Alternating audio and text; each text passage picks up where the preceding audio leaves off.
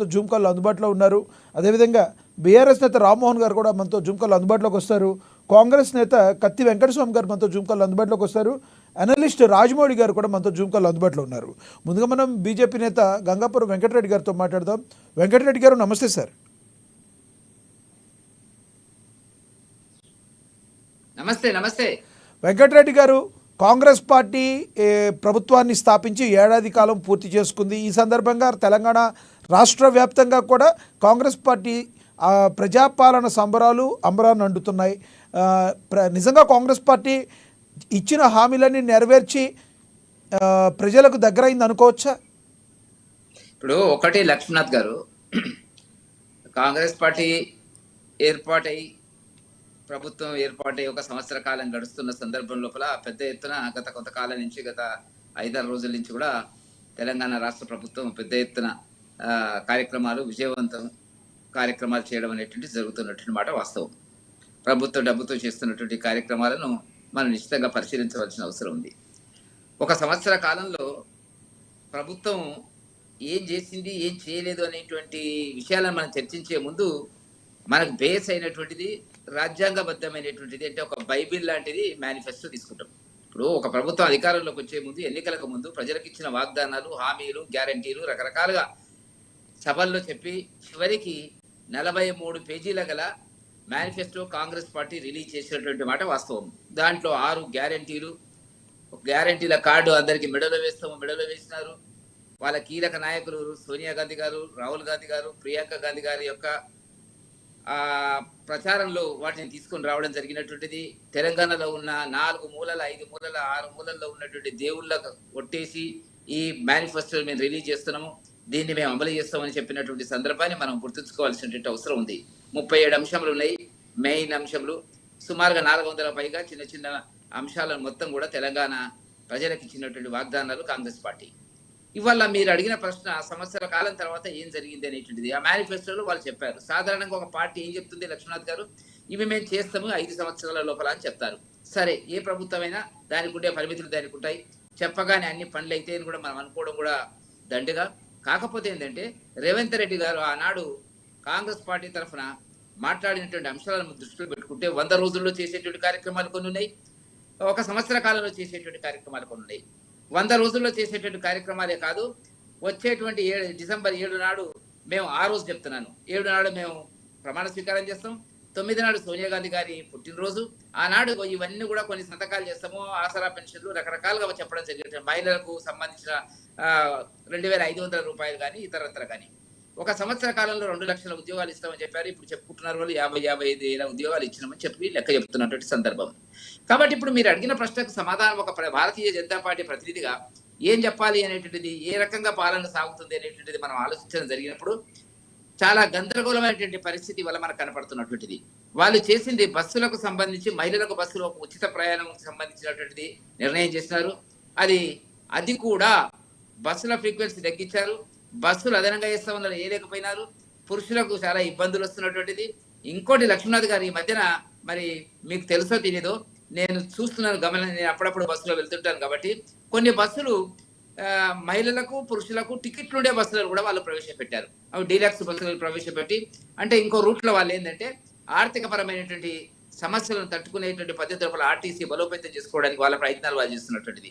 సరే, ఆర్టీసీకి రియంబర్స్మెంట్ ఎంత జరుగుతుంది ఏంటి అనేటువంటిది కూడా అనేక అనుమానాలు ఉన్నాయి. ఈ మధ్యన ఒక కండక్టర్ మనం 3 రోజుల కింద కలిసినప్పుడు ఏం చేస్తున్నారో సార్ అర్థమైతే లేదు, మా మేనేజ్మెంట్ మాత్రం మీరు నా ప్యాసింజర్స్ ను ఎక్కించండి డబ్బులు తెండి అనే పద్ధతిలోనే మాట్లాడుతున్నారు. అది ఎంతకాలం ఉంటుంది, మనం ఇప్పుడే మాట్లాడాల్సినటువంటి అవసరం లేదు. రెండవది ఏంటంటే మహిళలకు సంబంధించినటువంటి 2500 రూపాయలు, ఆసరా పెన్షన్లు 4000 రూపాయలు, రైతులకు ఇచ్చినటువంటి భరోసా కానివ్వండి, రైతుల రుణమాఫీ కానీ, ఇవన్నీ కూడా ఒక్కసారిగా మనం పరిశీలిస్తే 200 రూపాయల ఉచిత అనేటువంటి, ఏదైతే విద్యుత్ శక్తి ఉచితం అనేటువంటిది, గ్యాస్ సిలిండర్ అనేటువంటిది, ఇవన్నీ కూడా మేము అమలు చేసినామని చెప్పుకునేటువంటి అబద్ధపు ప్రచారం ఈనాడు పెద్ద ఎత్తున కాంగ్రెస్ పార్టీ చేయడానికి ఈ 10 రోజుల ప్రభుత్వ డబ్బుతో చేస్తున్నటువంటిది. ప్రజలు ఏమనుకుంటున్నది వాళ్ళకి పట్టింపు లేదు. మహబూబ్నగర్లో రైతుకు సంబంధించినటువంటి సదస్సు 3 రోజులు చేస్తే సరే, ప్రతి పార్టీ చేస్తుంది, అధికారంలో ఉన్నారు కాబట్టి, ఎమ్మెల్యేలు ఉన్నారు కాబట్టి ప్రజలను తీసుకొస్తారు, ఏర్పాట్లు చేస్తారు, వస్తారు, పోతారు. కానీ నిజంగా ప్రజల దగ్గరికి వెళ్ళి మాట్లాడినప్పుడు, రైతుల దగ్గరికి వెళ్ళి మాట్లాడినప్పుడు వస్తున్నటువంటి అభిప్రాయాలు అనేటువంటిది చాలా వేరుగా ఉన్నాయి. ప్రభుత్వం మీద తీవ్ర ఆగ్రహంతో ఉన్నారు.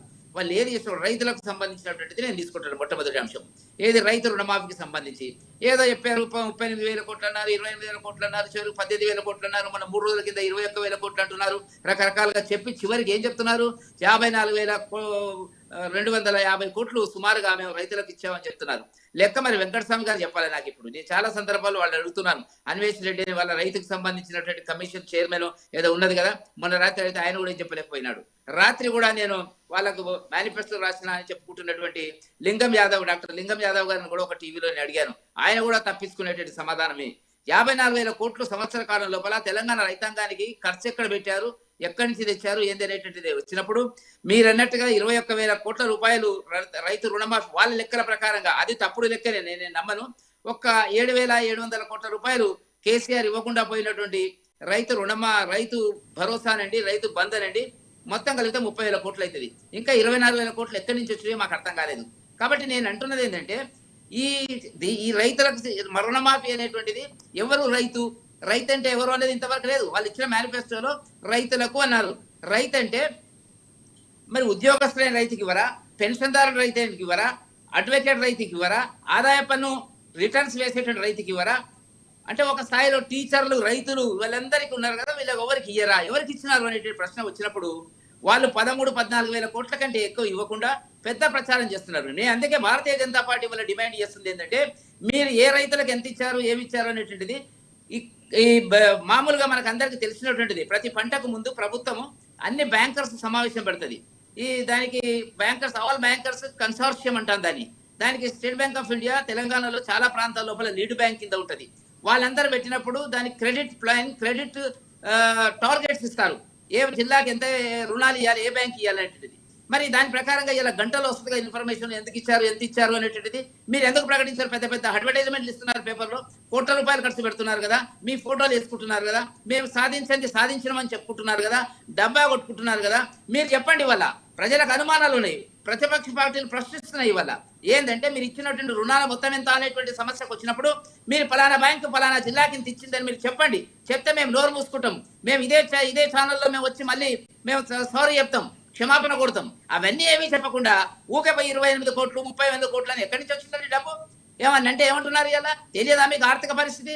కేసీఆర్ మొత్తం దుబారా చేసిపోయినాడు, దివాలా తీసిపోయినాడు అనేటువంటి చెప్పుకుంటూనే మాకు తెలుసు ఎట్లా పాలి. అదే బట్టి విక్రమార్క గారు, రేవంత్ రెడ్డి గారు విలేకరులు అడిగినారు ఎన్నికలకు ముందు, అధికారం రావడానికి ముందు, ఎక్కడి నుంచి వస్తారు ఈ డబ్బులు అనేటువంటిది అన్నప్పుడు మాకు తెలుసండి, మేము ఎట్లా పాలించాలి, how to manage the finance అనేటువంటి చెప్పినటువంటి వాళ్ళు ఇవాళ చేయలేనటువంటి నిస్సహాయ పరిస్థితులు, ఆర్థిక సంక్షోభంలో ఏం చేస్తాం సార్? కేంద్ర సహకారం ఉండాలి కదా, కేంద్ర సహకారం సరిగ్గా లేకపోతే ఎంతకని చేస్తామని అడుగుతున్నారు కాంగ్రెస్ పార్టీ వాళ్ళు. కేంద్రము ఒక కంట్లో అన్నం ఒక కంట్లో సున్నం పెట్టిన మాదిరిగా చూస్తుంది, తెలంగాణని పట్టించుకోవట్లేదు కేంద్రం అని చెప్తున్నారు. నాకు అర్థమైంది లక్ష్మీనాథ్ గారు, మీ ప్రశ్న అర్థమైంది. నేనేమంటున్నా అంటే కేంద్ర సహకారం అనేటువంటిది కొన్ని నియమ నిబంధనలకు లోబడి ఉంటది, జాతీయ విధానానికి లోబడి ఉంటది, అన్ని రాష్ట్రాలకు ఒకే రకంగా ఉంటది. Finance commission 15th and 16th commissions recommendations ప్రకారం ఉంటది. మీ ఇష్టం వచ్చినట్టు మేము ఇది పుక్కడికి ఇస్తాము, అది పుక్కడికి ఇస్తామని చెప్పి అవి అమలు కాకపోతే కేంద్రం వైపు చూపిస్తారండి మీరు. ఆ పని మేము చేయలేకపోతుంటామా? తెలంగాణలో మేము మేనిఫెస్టో ఇచ్చినప్పుడు మాకు తెలియదా? మాకు తెల్ల కాగితము పెన్ను లేదా మా దగ్గర? మేము కూడా అట్లా రాయాలనుకుంటే రాయలేకపోతుమా? కానీ ఇయ్యలే. భారతీయ జనతా పార్టీ దేశంలో ఒక సమగ్రమైన అభివృద్ధి, సముచితమైనటువంటి అన్ని కోణాలలో ఆలోచించి, అది పారిశ్రామిక రంగం కానివ్వండి, వ్యవసాయ రంగం కానివ్వండి, ఇతరత్ర కానీ ఒక విధానాన్ని, ఒక జాతీయ విధానాన్ని పాటిస్తుంది తప్ప వీళ్ళలాగా. వెంకటరెడ్డి గారు, నాది ఒక ప్రశ్న. వెంకటరెడ్డి గారు, ఒక ప్రశ్న. బీజేపీ పార్టీ అదొక రాజకీయ పార్టీ, కాంగ్రెస్ పార్టీ రాజకీయ పార్టీ. అయితే ఒక పెద్దన్న స్థానంలో గెలిచిన తర్వాత ఓట్లేసిన వాళ్ళకే కాకుండా వేయిన వాళ్ళకి కూడా అందరికీ కూడా జవాబుదారీతనంగా ఉండేదే పార్టీ. కేంద్ర ప్రభుత్వం, దాన్నే కేంద్ర ప్రభుత్వం అంటారు. మీ పెద్దవారు మీకు తెలియదు కాదు. కానీ బీజేపీ పార్టీ ఎక్కడైతే పరిపాలన చేస్తుందో, తనకు అనుసరణలో తను ఎక్కడైతే ప్రభుత్వం ఫామ్ చేసిందో అక్కడున్న రాష్ట్రాలకి మేలు చేస్తూ, అది లేని రాష్ట్రాలకి బీజేపీ పార్టీ మేలుని అంతగా చేయట్లేదనే విమర్శలు ఎదుర్కొంటుంది, కాదంటారా? ఇప్పుడు రాజకీయ విమర్శ, అది కేవలం ఆధారాలు లేని విమర్శ. ఏ రాష్ట్రానికి అధికంగా నిధులు ఇచ్చింది, ఏ రాష్ట్రానికి ఇంకో రకమైనటువంటి, ఇప్పుడు ఆంధ్రప్రదేశ్కి ఇచ్చిరండి, కాదనలేము. ఆంధ్రప్రదేశ్కి చాలా కాలం నుంచి ఉమ్మడి ఒప్పందాల ప్రకారంగా కానివ్వండి, విభజన చట్టాల ప్రకారంగా కానీ ఇవ్వవలసినటువంటి మొత్తాలు గతంలో ఇవ్వనేటువంటి పరిస్థితుల వల్ల కొంత ఇచ్చి ఉండొచ్చు, అది జరుగుతుంది. అక్కడ కూడా మీరు ఎక్కడ ఇచ్చారు సార్? మీరు అక్కడ కూడా ఒకటి వెంకటరెడ్డి గారు మీరు అంటున్నారు అక్కడ కూడా ఆంధ్రప్రదేశ్లో